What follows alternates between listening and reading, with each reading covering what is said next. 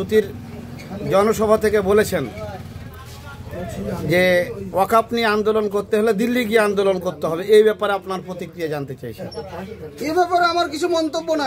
এই ব্যাপারে আমার মন্তব্য হচ্ছে, যদি দিল্লিতে যা যদি আন্দোলন করতে হয় তাহলে ভোটের সময় তো দিল্লিতে যা আন্দোলন করতে হবে। ভোট চাইতে জানি একটা বান্ধব যাতে এখানে না আসে আমাদের যাতে ভোট চাইতে যাতে এসে না বলে যে আমাদেরকে ভোটটা দেন, এই কথাটা যাতে না বলে। ও দিল্লিতে যা বলবে যে আমাকে ভোট দেন, এখানে যাতে ভোট না আসে।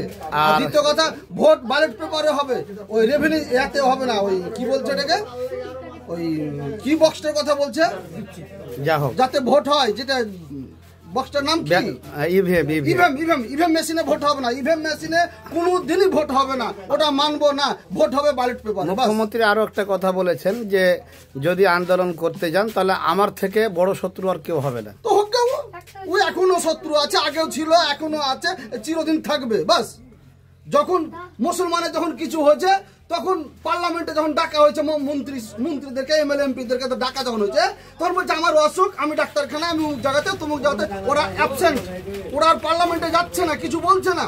তাহলে ওই সমস্ত অ্যাবসেন্ট এমএলএ এমপিদেরকে ভোট দিয়ে আমাদের পাস করে লাভ কি আছে? ওয়াকফ আইন যখন পাস হয় তখন বীরভূমের এমপি শতাব্দী রায় তিনি ভোটদান থেকে বিরত ছিলেন এবং আরো দুজন এমপি। তাই নিয়ে আমাদের মাননীয় মুখ্যমন্ত্রী, যিনি নিজেকে সংখ্যালঘুর মসিহা হিসাবে বলে থাকেন, তাই নিয়ে তাদের এমপিদের বিরুদ্ধে কোনো স্টেপ নেননি। এই ব্যাপারে আপনি কি বলবেন? আমাদের পশ্চিমবাংলার কয়েকটা এমপি যাননি, ওখানে কিছু বলেননি। তারা দেখাচ্ছে যে আমি অসুস্থ আছি, আমার অমুক হয়েছে, আমার তুমুক হয়েছে, আমার এই মানে অজুহাত দেখে ওরা যায়নি। ওই সমস্ত এমএলএ এমপিদেরকে আপনি যে প্রতিক্রিয়া দিচ্ছেন, আপনি তো একজন ইমাম সাহেব একটা মসজিদের, এই যে এই ওয়াকফ নিয়ে ইমামদের একটা বড় ভূমিকা থাকা উচিত। আমাদের বাংলার যারা ইমাম সাহেব আছে, সেদিন মুখ্যমন্ত্রী নিজে ইমামদেরকে সামনে বসে নিয়ে এই বার্তা দিয়েছেন। আপনি কি বলবেন ইমাম সমাজের সম্বন্ধে? এটা বুঝতে পারলাম না আপনার কথাটা। এই ইমাম সেই দিন সুতির জনসভায় ইমাম সাহেবরা ছিল অনেকেই, তাদেরকে সামনে রেখে এই হুঁশিয়ারি দিয়েছে যে আমার মতো খারাপ কেউ হবে না যদি আপনারা ওয়াকফ নিয়ে আন্দোলন করেন।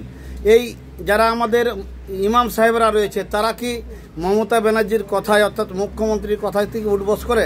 না না, দিদির এই কথাটা আমি মেনে নিতে পারলাম না। কিন্তু এই যে ইমাম সমাজ তো কোনো প্রতিক্রিয়া দিল না। দিদির এই কথাটা আমরা মেনে নিতে পারবো না। তো ইমাম সমাজ যারা ভাতা পায়, তারা কি ওই ভাতা হারানোর ভয়ে মুখ খুলছে না? না না, ভাতা ও ভাতা দিল, রুজির মালিক হচ্ছে আল্লাহ। ওর 3000 টাকা ভাতাতে আমাদের কিছুই হচ্ছে না। ওর 3000 টাকা ভাতাতে আমার কিছু হয় না, 4 দোকানের বিলও মেটে না। ও 3000 টাকা আমার দিলি বা কি যায় আছে, না দিলি বা যায় আছে, তাহলে যায় আসে না।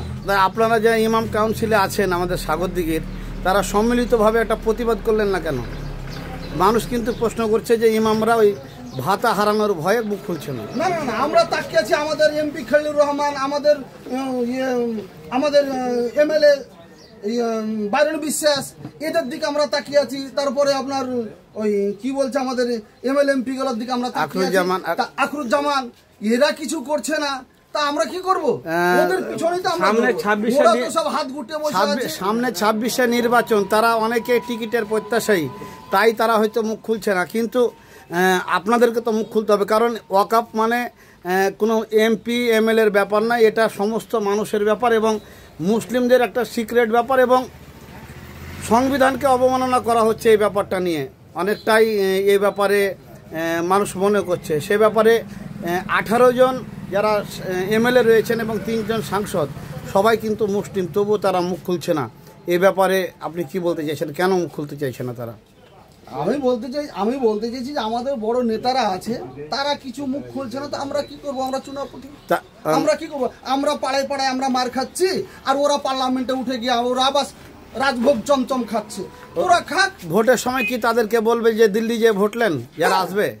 আমার কাছে ভোট চাই দিলে আমি সরাসরি কথাটাই বলবো না। যারা চুপ, যে সমস্ত এমপি এমএলএরা চুপ করে আছে, তাদেরকে বলবেন? ও কথাই বলবো, আমি এখনো বলছি, কালও বলবো। এখানে আমরা আরো লোকজন পেয়েছি। এই যে প্রতিক্রিয়া জানতে চাইছিলাম, আপনারা যদি তৃণমূলের কেউ ভোট চাইতে আসে, তো এই যে মুখ্যমন্ত্রীর প্রতিক্রিয়া সম্পর্কে আপনারা কি বলবেন ভোটের সময়? এখন যেটা বলছে এরই পাল্টা পাবে সেদিন 2026-এ। আচ্ছা, এখানে আমাদের এই মোড়ের অন্যতম দোকানদার আমিন ভাই আছে। আমিন ভাই, আপনার প্রতিক্রিয়া বলবেন না? কিন্তু আমি বলবো সারা বিশ্বের মুসলমানকে এক আমি প্ল্যাটফর্মে আর কি বলবো যে বুতো বুতো বুতো সব তিরপাল ভাগ করে সে ওটাই লে ব্যস্ত হ্যাঁ, কাজ কি করবে? ওটা তো হলো ঝড় হয়ে